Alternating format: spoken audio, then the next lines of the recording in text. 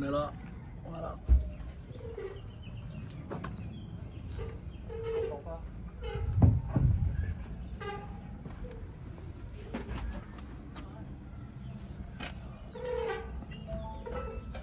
Et oui, ça bouge parce que du coup, j'ai pas mis. On n'a pas mis les pieds, ça pose. On aura l'occasion tout à l'heure. J'ai pas mis non plus les pieds. Parce qu'on va la redéplacer, c'est pour ça.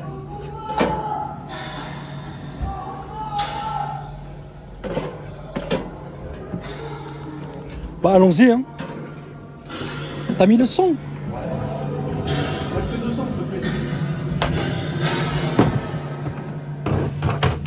Donc ça, j'enlève à chaque fois pour éviter quand on conduit que ça aille dans tous les sens. Et je prends toujours un petit moment pour remettre à disposition, pour qu'on puisse retrouver un petit peu tous les objets d'une cellule. Pour vraiment que les gens puissent se rendre compte un petit peu de l'espace qu'il y a, du manque d'espace pour le rangement, qu'on puisse vraiment se mettre dans les conditions d'une vraie cellule.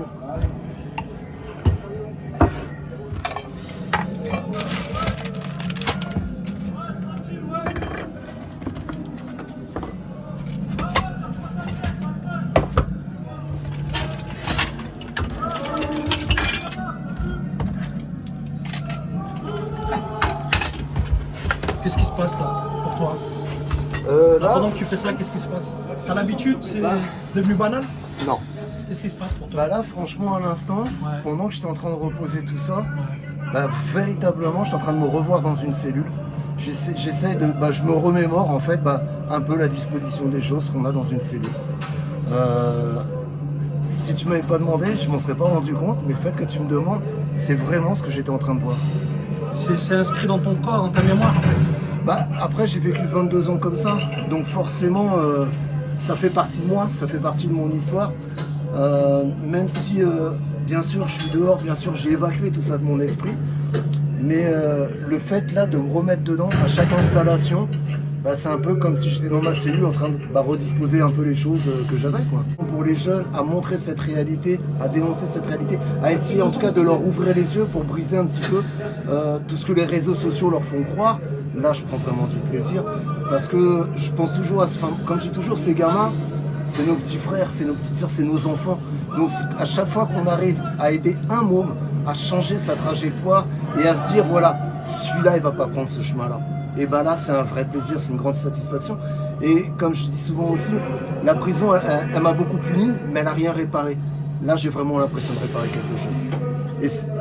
Et ça donne du sens en même temps à toutes ces années d'enfermement. Et là, précisément, voilà, dans le fait de sortir tout ça, d'être là à l'intérieur, là je suis en train de bloquer même la sortie là.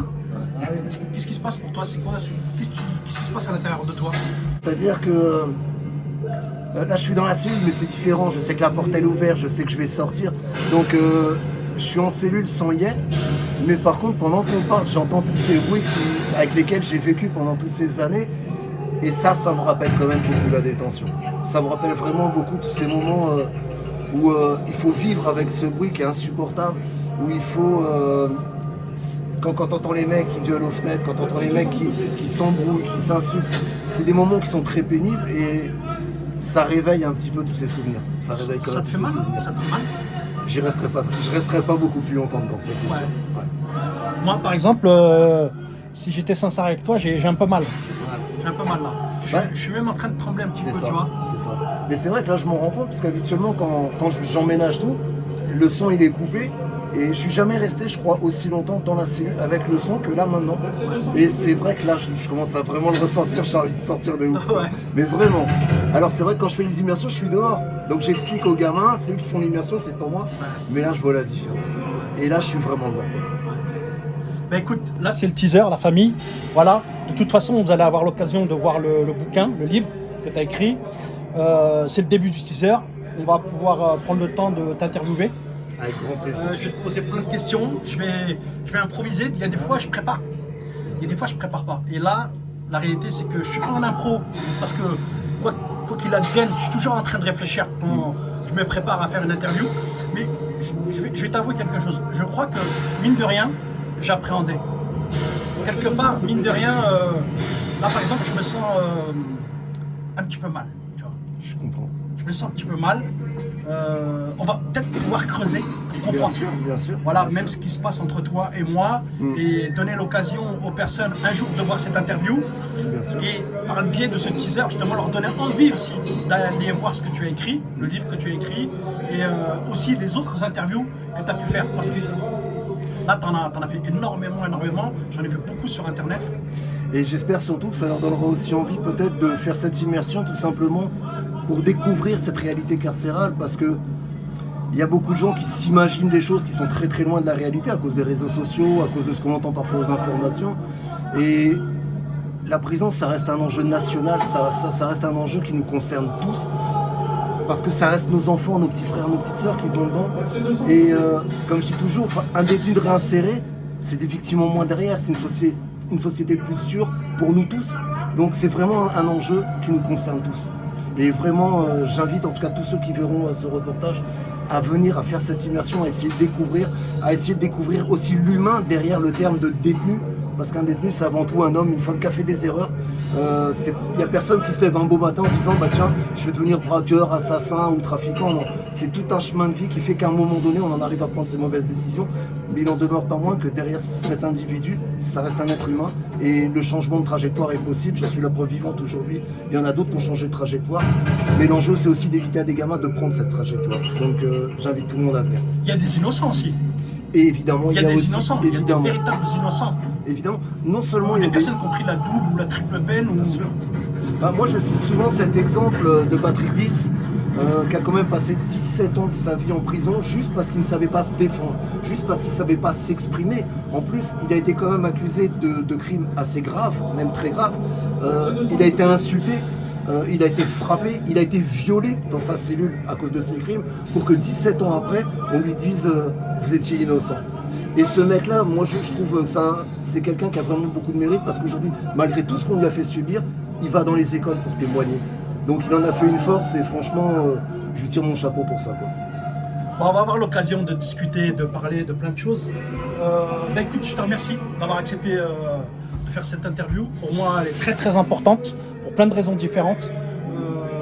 Peut-être que je t'en parlerai pas directement, mais en tout cas, c'est très très important. Voilà, c'est très important pour moi d'être là en face de toi et de me donner l'occasion de me confronter à une personne comme toi, pour justement aussi mieux comprendre ce qui se passe en France. Un grand merci à toi aussi prisons. de t'intéresser aussi à ces sujets et aussi à mon parcours. Donc je te remercie infiniment également. A tout de suite. À tout de suite. Parti, c'est le début du teaser, la famille. Avec plaisir.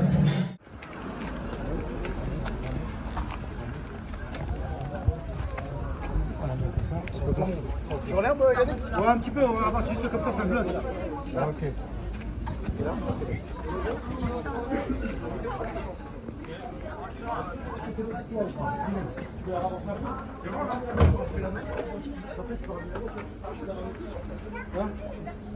C'est bon?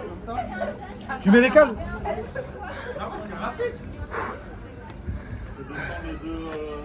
Ouais, si ça t'embête pas, merci beaucoup. La voiture. Aujourd'hui, je suis intervenant en prévention de la délinquance et de la récidive. Je suis aussi le fondateur d'une association qui s'appelle Murmure, et pour laquelle on a juste reconstitué une cellule de prison avec laquelle aujourd'hui on intervient dans toute la France. On va dans les quartiers prioritaires, dans les cités, auprès des chefs d'entreprise, auprès des victimes, dans les écoles. Mais avant ça, j'ai eu un très long parcours, puisque j'ai fait au total 22 ans de prison, principalement pour du trafic de stupéfiants. Moi, j'ai grandi dans un quartier, à Paris, dans le 18e arrondissement, le quartier de Barbès. Je suis issu d'une fratrie, on était 4 enfants. On vivait dans un petit 2 pièces, où il n'y avait pas de salle de bain, où il n'y avait pas d'eau chaude. Les toilettes étaient sur le palier. On a été élevé par ma mère, qui travaillait 15 heures par jour. Elle était femme de ménage, elle cumulait jusqu'à 5 emplois. Donc elle partait le matin à 5 heures, pour rentrer généralement le soir, aux alentours de 20 heures. T'as tout qui remonte à la surface. Et là, je me dis, j'ai 40 ans, je suis condamné à 17 ans et 8 mois, mais quand je vais sortir, qu'est-ce qu'il me reste à vivre? Est-ce que même j'ai encore le droit de vivre? Est-ce que j'ai encore quelque chose à vivre? Et puis, je pense à ma mère. Ma mère, c'est vraiment mon trésor. Aujourd'hui, à l'âge de 56 ans, je l'appelle tous les matins, tous les soirs. Là, je ne l'ai pas appelé ce soir, je sais qu'elle va pas tarder à m'appeler. Je me dis, est-ce que je vais pouvoir la revoir libre de son vivant? J'en suis même pas sûr. Ça peut être une épouse, ça peut être une conseillère d'insertion, ça peut être un employeur, mais quand ces malentendu sont là, il faut savoir les saisir, il faut les accepter aussi, parce que s'en sortir, c'est quelque chose qu'on ne fait pas tout seul. Et j'ai eu la chance, pendant cette dernière incarcération, de faire toutes ces rencontres. J'ai fait une première rencontre avec ma directrice de prison, qui a été la première à lire et à corriger mon livre. Elle n'était absolument pas obligée de le faire. Et aujourd'hui, on travaille ensemble, parce que j'interviens également en prison. Ça a été ma conseillère d'insertion et de probation, avec qui on est devenus amis. On a encore été manger chez elle il n'y a pas très longtemps. Ça a été mon visiteur de prison, qui est devenu mon parrain et mon ami, qui est même le trésorier de notre association. Ça a été mon employeur, qui m'a fait confiance, qui connaît absolument tout mon passé, et chez qui je travaille encore à l'heure actuelle. Donc voilà, j'ai fait 22 ans, et au bout de ces 22 ans, la porte s'est ouverte pour la dernière fois. Et je suis sorti de prison, et en sortant, je me dis que enfin, c'est fini. Ces 22 années sont derrière moi, j'ai payé absolument toutes mes dettes, j'ai plus rien qui traîne. Donc je peux me dire que ça y est, c'est fini cette fois, non? Qu'est-ce que t'en penses? Ouais. Mais ça se passe jamais comme ça. Ah ouais? Ça se passe jamais comme ça, pourquoi? Parce que... Mais j'y ai cru, j'y ai cru. Ça se passe jamais comme ça, déjà pour deux raisons. La première raison, c'est que j'ai une amende douanière, 150 000 € que je paye depuis 20 ans, que je paierai jusqu'à la fin de ma vie. Ma dette, elle est loin de s'arrêter. Je paierai ma dette jusqu'à la fin de ma vie, mais c'est ma responsabilité et je l'assume. La deuxième raison, c'est parce que quand je suis sorti de prison pendant un an, je posais ma candidature sur à peu près 10 offres d'emploi tous les jours. Et pendant un an, on me refusait quasiment toujours. Majoritairement parce qu'on me demandait mon casier judiciaire. Ensuite, soit parce que j'étais trop vieux, soit parce qu'il y avait trop de trous dans mon CV. Donc j'ai mis un an à trouver du travail uniquement parce que j'ai trouvé un employeur qui m'a fait confiance et qui était au courant de mon passé.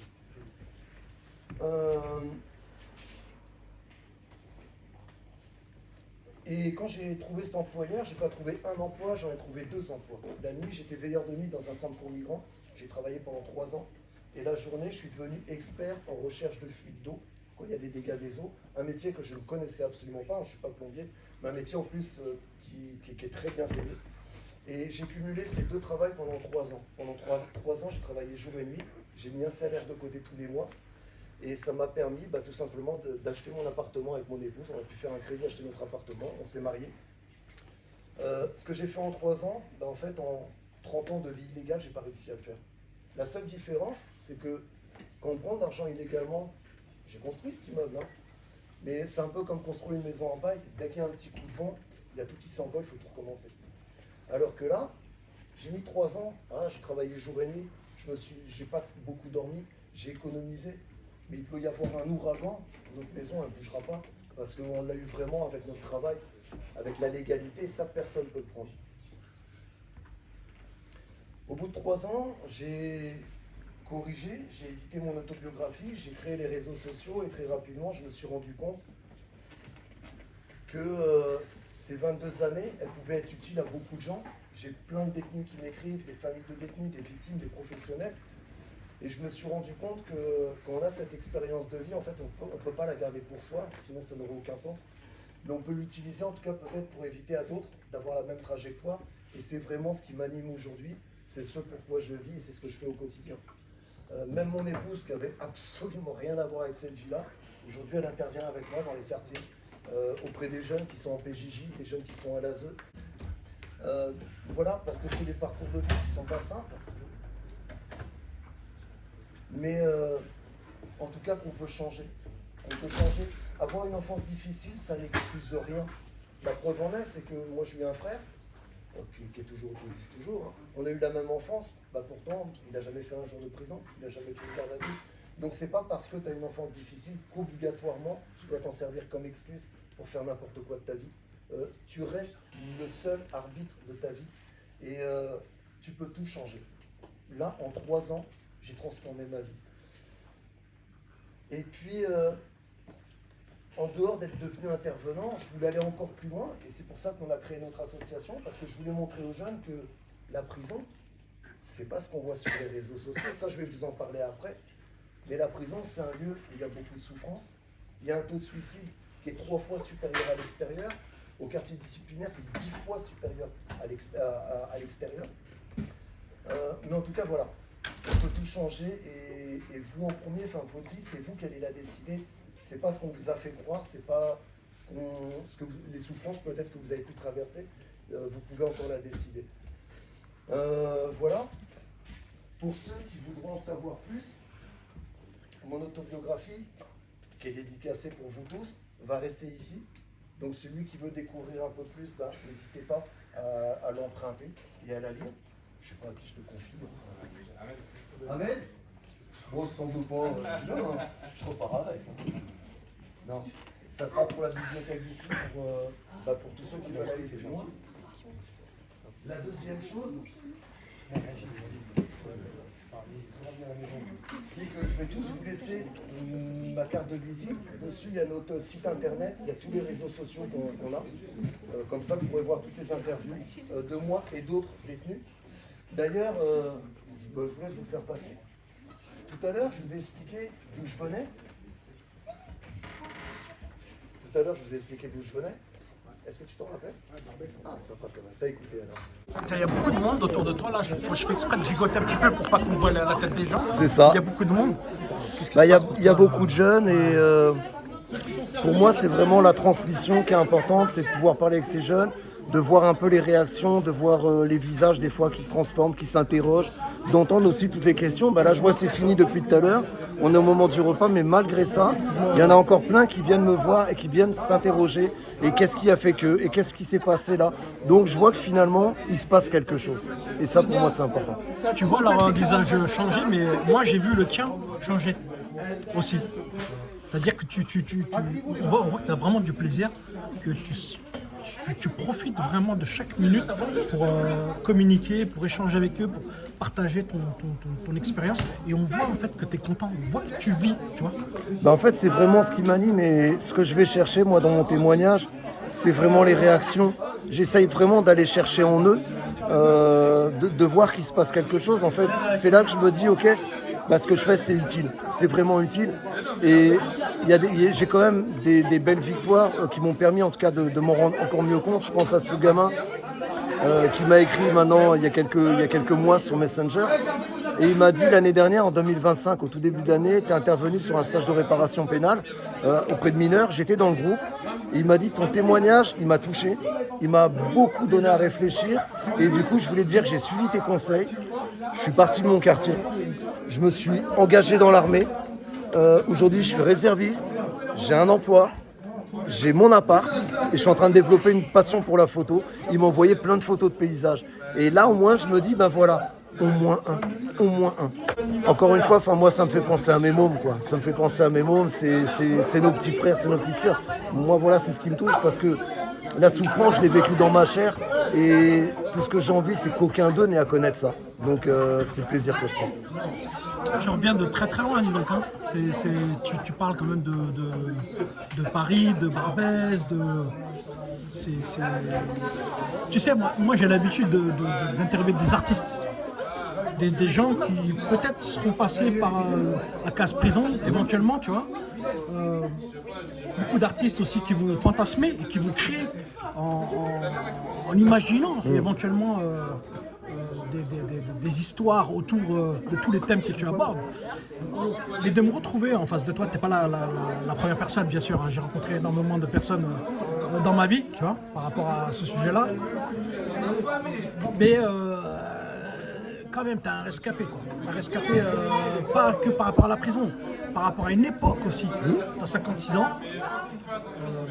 Ceux qui ont 56 ans aujourd'hui et qui ont traversé une vie dans ce genre d'environnement, dans les quartiers populaires, que ce soit sur Paris ou en banlieue, quelle que soit la ville. Après, tu sais, c'est rare. Après, pour être tout à fait honnête, voilà, j'ai essayé de raconter mon parcours en une petite heure, 1h30 peut-être. Donc évidemment, j'ai pas tout abordé. C'est aussi pour ça que je leur ai ramené mon autobiographie pour qu'ils puissent découvrir le reste. Mais pour prendre un exemple, nous à l'époque, Barbès c'était la capitale de la drogue en France. À une époque, on n'en parlait pas à la télé, on n'en parlait pas dans les écoles. Quand j'étais gamin, quand j'ai commencé à fréquenter toutes ces personnes qui étaient plus âgées que moi, hein, j'étais le seul de 14 ans, les autres avaient entre 17 et 32 ans, donc les amis de ma grande sœur, il y avait un groupe d'environ 50 personnes. Je les ai pas revus depuis 30 ans parce que je suis parti du quartier. Et il y a 2 ans maintenant, j'ai été recontacté via les réseaux sociaux par un de mes amis d'enfance qui m'a dit voilà, on a une amie qui est décédée et la fille de cette amie elle voulait qu'on réunisse les amis de sa mère pour aller au crématorium. Donc j'y suis allé et en y allant, je me suis rendu compte d'une chose, c'est que sur les 50 gamins qu'on était, on n'est que 5 survivants. Donc il y en a 45 qui sont morts soit d'overdose, pour la majorité, soit de suicide, soit qui se sont fait tuer. Et sur les 5 survivants, les 4 autres, ils sont tous en produits de substitution. Je suis le seul à consommer rien et à m'en sortir mieux que je pouvais en tout cas. Alors souvent aussi on me dit oh, t'as eu une vie dure. Je leur dis en fait pour moi c'est un peu ma banalité puisque je n'ai pas connu autre chose. Alors on me demande mais tu regrettes tout ça? Ma réponse c'est d'un côté non, parce que c'est aussi tout ce parcours de vie qui fait l'homme que je suis, avec les valeurs qui sont les miennes. Mais évidemment que si j'avais des choses à changer, je changerais beaucoup de choses. Parce que j'ai pas été là pour éduquer mes enfants. Je sais le mal que ma mère elle a pu avoir pendant des années. Et je sais aussi le mal que le narcotrafic fait encore aujourd'hui. Les drogues, elles tuent pas que les consommateurs, elles tuent des familles entières. Elles détruisent des familles entières, même celles des auteurs. Parce que quand un gamin est en prison à 17, 18 ans parce qu'il a tué un autre, c'est les familles des deux côtés qui payent le coup. Donc évidemment je changerais tout. Voilà. Mais je reste quand même fier de l'homme que je suis devenu, même s'il a fallu que j'en passe par là. Moi, je te suis, je serai là encore. Je reviendrai te voir. Avec grand plaisir, fois. en tout cas. Avec grand plaisir. Merci beaucoup. Merci. Ton livre, il est là ou pas? Il est là, ouais. Je veux bien là que tu le montres. Hey, gardez vos assiettes, s'il vous plaît. Ah, je l'aurais donné.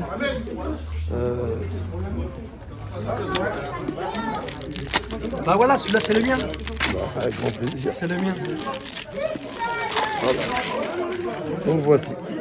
Ouais, ok. Ah, c'est comme ça que toi et moi on s'est rencontrés d'ailleurs. Tout à fait. On s'est vu la première fois, c'est dans une radio. Tout à fait. Radio Kardèche. Kardèche, ouais. Dédicace à toute l'équipe, à tout le monde. Ouais, moi je trouve qu'il y a quelque chose, il y a un décalage entre tout ce que tu racontes et l'homme que je vois aujourd'hui. Il y a un réel décalage. Je m'énerve plus. T'énerves plus? Non, c'est fini. T'as réussi? Ouais. La foi. Ok. La foi, vraiment. Ça change un homme, voilà, l'empathie, le vivre ensemble, la main tendue vers les autres. Et je suis devenu vraiment la meilleure version de moi-même. J'ai connu la pire, mais aujourd'hui c'est vraiment la meilleure version. Et toute cette violence, elle est loin. Je te remercie. C'est moi qui te remercie C'est beaucoup beaucoup. d'espoir que tu donnes là. J'espère. Merci beaucoup. J'espère. Voilà, Merci. comme ça, vite fait. Voilà, parce qu'il y a du monde autour Je de te nous. remercie, c'est vrai. Je te remercie beaucoup. Merci en à tout toi. cas. Et je Merci. vais déguster ça et je reviens te voir pour qu'on en parle. Avec Du grand livre, je ne plaisir. l'ai pas encore lu. On avait décidé de faire comme ça, Ouais. qui est une sorte d'improvisation à la base. Et avec la cellule aussi qui est juste là. Et qu'on se revoit après par rapport au livre que je vais lire cet été. Voilà. Bah, avec grand Visiblement. plaisir, Akimo. Je te Merci remercie. beaucoup. Merci à toi.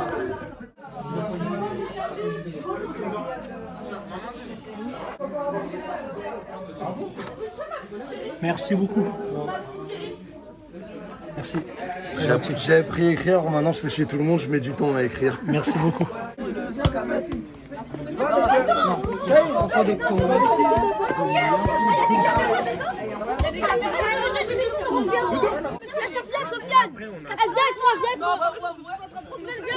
Reculez-vous un peu les gars parce que sinon vous allez vous blesser.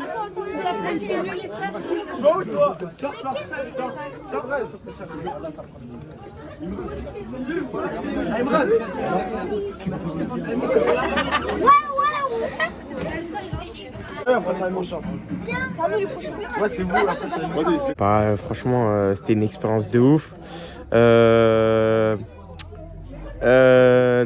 En fait, quand on rentre dans une cellule comme ça, on voit que la difficulté dans les prisons, c'est vraiment un truc de... Genre, il y en a plein dans le frigo. Genre, il y a des gens qui ont des peines de 10 ans, 15 ans, même des fois à à perpète. Et franchement, c'est vraiment choquant de voir, de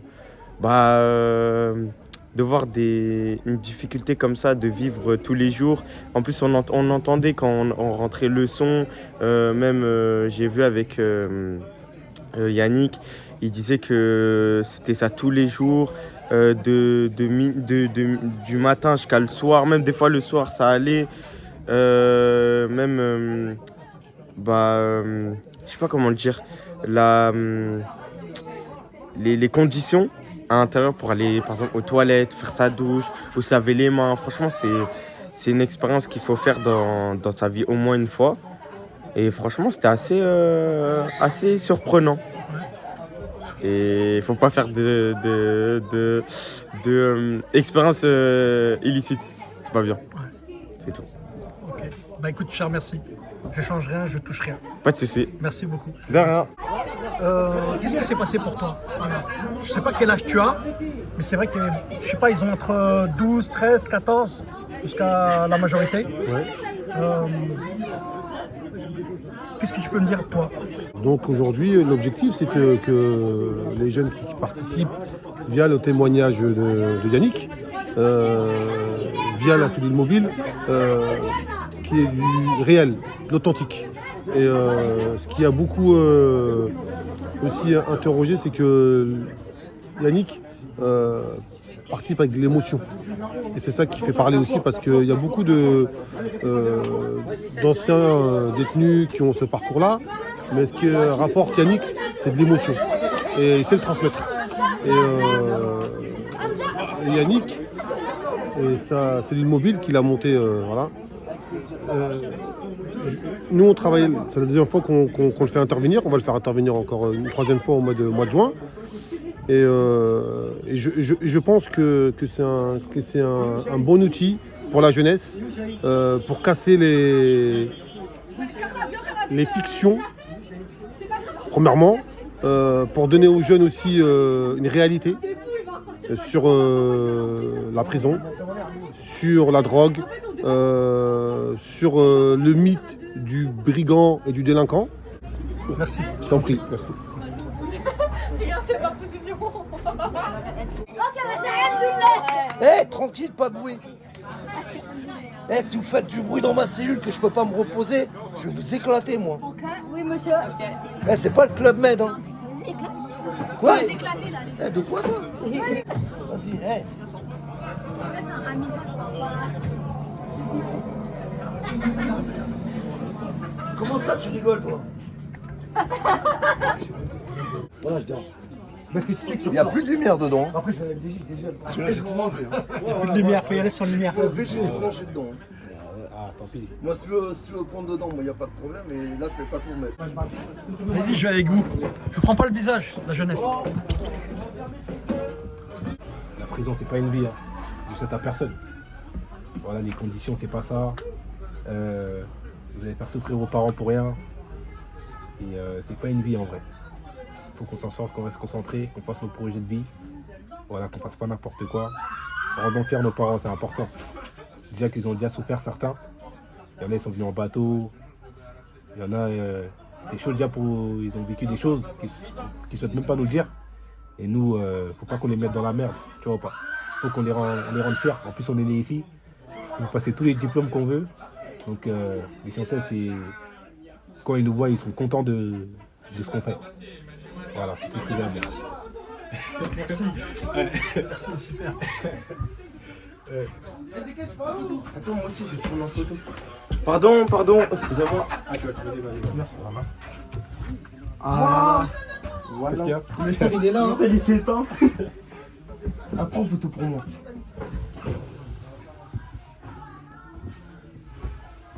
Prends photo pour moi, s'il te plaît, mais c'est. On t'a la plus de batterie, c'est tout. J'ai pris. Ah, c'est chaud qu'on voit là. Ah là là là là. Qu'est-ce qui se passe? Hein? Dis-moi quelques mots. Comment? Ça, ouais, de voir ça. Qu'est-ce que ça fait? Ah, c'est souffrant, ça se voit. C'est petit déjà. Et c'est. Voilà quoi. Au revoir. Waouh. C'est vraiment souffrant. Surtout plusieurs années, rester ici, enfermé, c'est vraiment souffrant. Ouais. Après, voilà. Hein. Faut pas faire de bêtises, c'est tout. Hein. En plus, c'est vraiment. En mode, on est compressé, ça se voit. Surtout quand il y a plusieurs personnes. Ça se voit qu'on est compressé, et voilà. Vraiment, t'as capté. Vas-y, c'est bon. La forme de l'interview, faut pas qu'on va battre. Non, non, non. J'ai pris la tête de personne.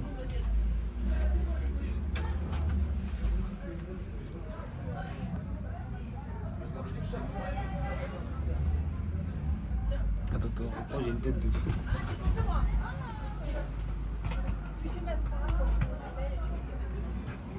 Ça, elle est pas mal. Je refasse.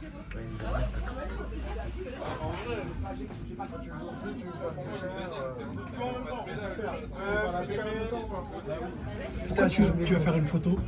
C'est quoi la raison? La raison pour laquelle c'est pour montrer la réalité aux humains. La réalité.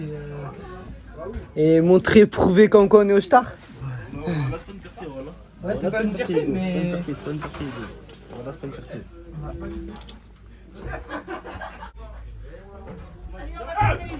Allez, c'est la fin. Vas-y, il vous On va partir. Tu veux que je prenne quoi?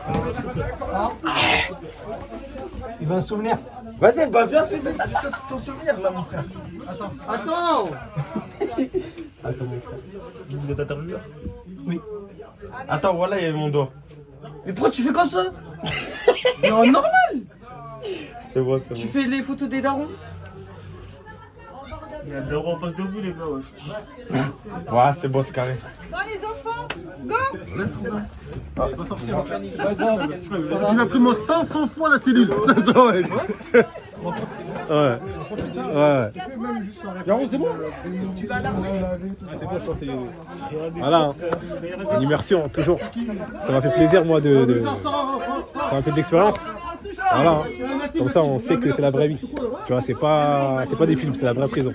Voilà, c'est tout ce que j'ai à dire. Merci. Merci. Combien de personnes à peu près? Ce soir, Ouais, à peu près.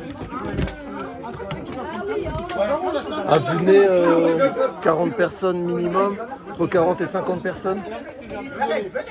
Donc non, franchement, c'était pas mal, beaucoup de retours, beaucoup d'échanges aussi à l'intérieur de la cellule, beaucoup de réactions. Donc j'ai hâte de décortiquer et de faire la synthèse un peu de tous les questionnaires qu'on a fait remplir pour vraiment prendre la mesure en tout cas de l'impact de l'intervention, mais beaucoup de retours positifs en tout cas. Et toi, comment tu te sens, toi? T'as passé quand même du temps à l'intérieur. Vidé, complètement vidé, mais libre. Et en même temps, tu t'amuses. Tu t'amuses beaucoup. Bah, j'essaye, en fait, ça c'est ce que je montre ici, mais quand on est dedans, autant il y a un petit moment où c'est pas vraiment de l'amusement parce qu'en même temps je leur mets un peu la pression pour leur montrer ce qui se passe dans la réalité, mais après je prends le temps de débriefer avec eux, d'expliquer surtout pour qu'ils en ressortent avec quelque chose de concret et je pense que c'est vraiment les messages qui sont passés. Est-ce que tu peux me donner tes coordonnées? Bien sûr, c'est le site internet calam édition au pluriel .fr et dessus on trouvera l'association Murmure. Donc et c'est vraiment notre site internet et sur lesquels on trouvera tous nos réseaux sociaux. Oui, voilà, il y a les témoignages, il y a tout ce qu'on a fait dans les médias, il y a les témoignages d'autres anciens détenus, il y a des vraies vidéos de la vraie prison, non pas ce qu'on voit tout le temps sur les réseaux sociaux, mais de la réalité, des morts, des bagarres en promenade, des drames qui peuvent arriver aussi. Donc on essaye vraiment de rassembler, en tout cas, tout ce qu'on a pu vivre en prison. Je te remercie et je te dis à très bientôt. À Je très vais lire bientôt, le livre Akimo. et je reviens te voir. Avec grand plaisir et merci à toi en tout cas. Bah, avec Un plaisir, grand grand plaisir. merci. Merci à toi. Merci. Super.